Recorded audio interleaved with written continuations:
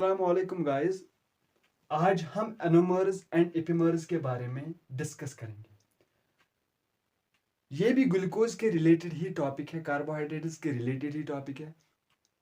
उससे पहले हम समझेंगे कि एनोमर एंड एपिमर क्या होते हैं। एनोमर वो फॉर्म ऑफ किसी कंपाउंड के वो दो फॉर्म्स होते हैं जब डिफरेंस लोवेस्ट कार्बन पर होंगे, और एपिमर वो फॉर्म्स ऑफ कंपाउंड होते हैं जब डिफरेंस हाईएस्ट यानी कि हायर कार्बन नंबर पर होगी। अब हम याद कैसे रखेंगे, उसके लिए मैंने देखा है कि जो ए होता है हमारे अल्फाबेटिक ऑर्डर में, अगर आप ए देखोगे तो वो सबसे पहला वाला अल्फाबेट होता है। और इसी तरह हम कार्बन नंबर 1 को याद रखेंगे कि जब डिफरेंस होगी कार्बन नंबर 1 पर, तो उसको उन दो फार्मर्स को हम क्या कहेंगे, एनोमर्स कहेंगे।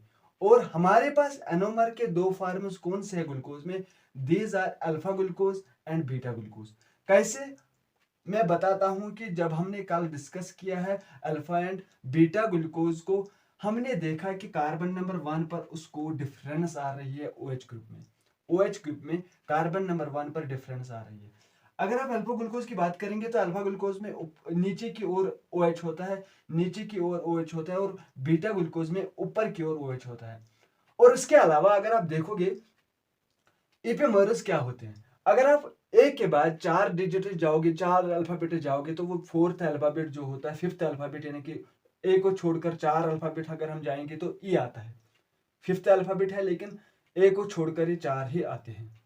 तो उस हिसाब से मैंने याद रखा है कि जब कार्बन नंबर 4 पर, ग्लूकोज के कार्बन नंबर 4 पर डिफरेंस होगी तो वहां पर एपिमर्स क्रिएट होते हैं। हमारे पास कौन से दो एपिमर्स होते हैं, ग्लूकोज एंड गिलेक्टोज। कौन से एपिमर्स होते हैं, ग्लूकोज एंड गिलेक्टोज।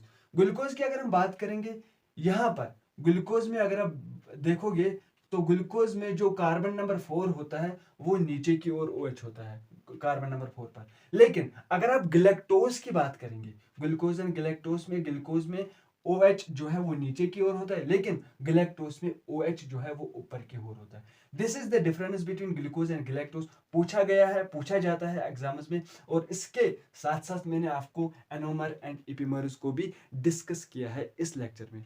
आज के लिए इतना ही, मिलते हैं अगले वीडियो में, तब तक के लिए ओके बाय।